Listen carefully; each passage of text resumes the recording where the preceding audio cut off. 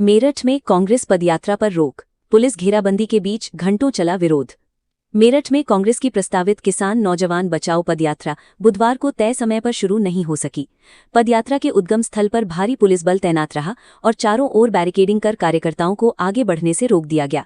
इस दौरान मौके पर राजनीतिक माहौल लगातार गर्म बना रहा और कार्यकर्ताओं ने सड़क पर बैठकर विरोध प्रदर्शन किया। जानकारी के अनुसार पदयात्रा शाम 4:30 बजे शुरू होनी थी, लेकिन पुलिस प्रशासन की सख्ती के चलते रात 6:30 बजे तक भी यात्रा आगे नहीं बढ़ पाई। कांग्रेस कार्यकर्ताओं का आरोप था कि उन्हें शांतिपूर्ण तरीके से पदयात्रा निकालने की अनुमति नहीं दी गई। वहीं पुलिस प्रशासन का कहना था कि कानून व्यवस्था बनाए रखने के लिए सुरक्षा व्यवस्था की गई थी। पदयात्रा के संयोजक अवनीश काजला, शहर अध्यक्ष रंजन शर्मा और नेतृत्व के लिए पहुंचे मनीष समेत कई नेताओं को पुलिस घेरे से बाहर नहीं निकलने दिया गया। इस दौरान कार्यकर्ताओं ने केंद्र सरकार के खिलाफ नारेबाजी की और विरोध दर्ज कराया।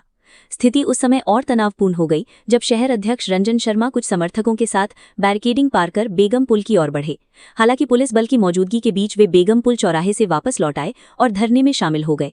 मौके पर मौजूद पुलिस अधिकारी सुचित्रा के नेतृत्व में पुलिस बल लगातार स्थिति पर नजर बनाए रहा। विरोध प्रदर्शन के दौरान कई कार्यकर्ता सड़क पर बैठ गए और रघुपति राघव राजाराम भजन गाकर शांतिपूर्ण तरीके से अपना विरोध जताया।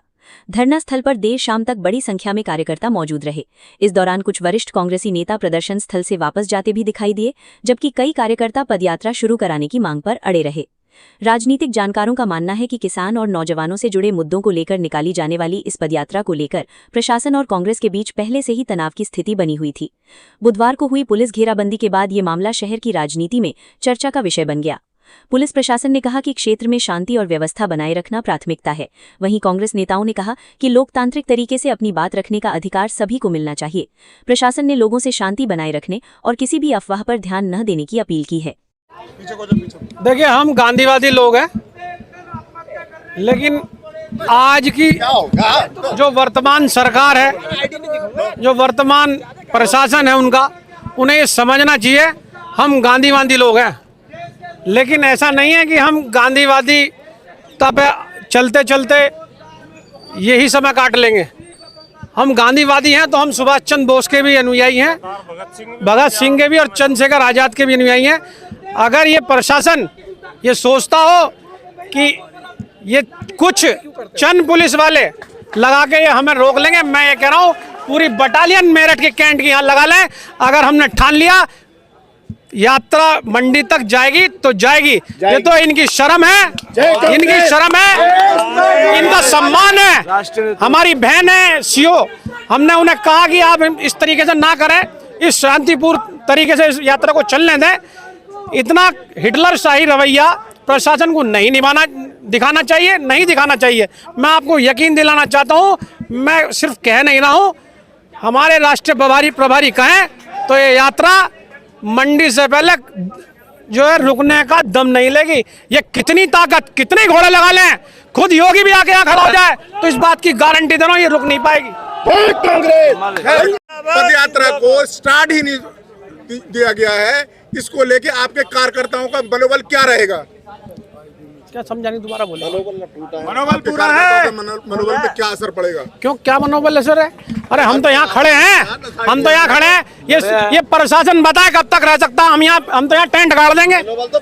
इन्हें अपना मनोबल बताना चाहिए। हमें इन्हें इस प्रशासन को शर्म आनी चाहिए कि टोटल भाजपा के नीतियों पे काम कर रहा है। इन्हें शर्म नहीं आती। इनके भाजपा के लोग जो है यहाँ रोड पे जो है मिठाई बांट रहे हैं और दुनिया भर के भगे फिर रहे हैं और जो है खूब रंग ले लिया, मतलब जो है खूब रंग गुलाल उड़ा रहे हैं, किसी तरह की कोई परेशानी नहीं। और हमारा एक किसान का नौजवान का कार्यक्रम है तो इन्हें रोकने की इसमें इन्हें दिक्कत है। और डीएम साहब जो है वो लगाते हैं कि धारा 144 है। अरे धारा 144 ये पहले से प्रस्तावित प्रोग्राम है। आपको मैं बताना चाहता हूँ, ये पहले से सहारनपुर यात्रा आ रही है, आपने 2 दिन पहले धारा 144 लगाई है और बहुत शांतिपूर्ण तरीके से हम इस यात्रा को लेके जाना चाह रहे हैं और किसी भी तरह की कोई परेशानी हमारी तरफ से नहीं होगी। हम फिर दोबारा इन्हें आश्वासन देना चाहते हैं। देखिए, सब मिलजुल के ही काम होता है। जनता के मुद्दे हैं, जनता के लिए काम है, समाज का काम है। समाज के लिए अगर कांग्रेस नहीं खड़ी होगी, पार्टियां नहीं खड़ी होंगी और तो कौन खड़ा होगा? गरीब का कौन खड़ा होगा? गरीब के लिए कौन होगा? ये आप मुझे बताइए। आज आपकी पदयात्रा रोक दी गई है। बस की यात्रा थी, इसको लेके प्रशासन ने आपको रोका, क्या कहना चाहेंगे? देखिए किसानों की आवाज को दबाने के लिए हम किसानों की आवाज़ उठाने के लिए जा रहे थे, हम नौजवानों की आवाज़ उठाने के लिए जा रहे थे, हम सैनिकों की आवाज़ उठाने के लिए जा रहे थे, हम बेरोजगारों की आवाज़ उठाने के लिए जा रहे थे। इस पदयात्रा के माध्यम से हम हर उस मुद्दे को उठाना चाहते थे जो इस देश की आम जनता से जुड़ा मुद्दा था, लेकिन इस प्रशासन ने, योगी के प्रशासन ने इस पदयात्रा को रोककर किसानों की आवाज़ को कुचलने का काम किया, नौजवानों के मुद्दों को कुचलने का काम किया, सैनिकों की आवाज़ को दबाने का, जो सेना को अग्निवीर योजना लाके इन्होंने कमज़ोर किया है उसको दबाने का काम किया। तो यहाँ जिस तरीके से शासन ने अपना तानाशाही रवैया अपनाया है, तो हमारे यूथ कांग्रेस के जो हमारी यात्रा पूरे सहारनपुर से चल रही थी उसको जिस तरीके से मेरठ में इन्होंने प्रशासन के दम पर रोकने का काम किया, बड़ा ही निंदनीय है, बड़ा ही शर्मनाक है कि सरकार किसानों के मुद्दों को नहीं चाहती कि कोई भी दल इसे उठाए। आगे कांग्रेस के कार्यकर्ताओं की और आपकी क्या रणनीति रहेगी? देखिए अभी लोग हम धरने पर बैठे हैं, हमारे राष्ट्रीय प्रभारी यूथ कांग्रेस भी हमारे साथ धरने पर बैठे हैं। अभी जो शीर्ष नेता निर्णय लेगा, क्योंकि ये यात्रा कल बुलंदशहर के अंदर भी निकलेगी और परसों गौतम बुद्ध नगर में भी निकलेगी और अगले फेस में भी निकलेगी। और मैं सिर्फ इस आपके माध्यम से बता देना चाहता हूँ, आज से 10 गुना ज़्यादा लोगों को लेकर हम सड़कों पर निकलेंगे, किसी भी कीमत पर किसान, नौजवान, मजदूर की आवाज़ को दबने नहीं देंगे।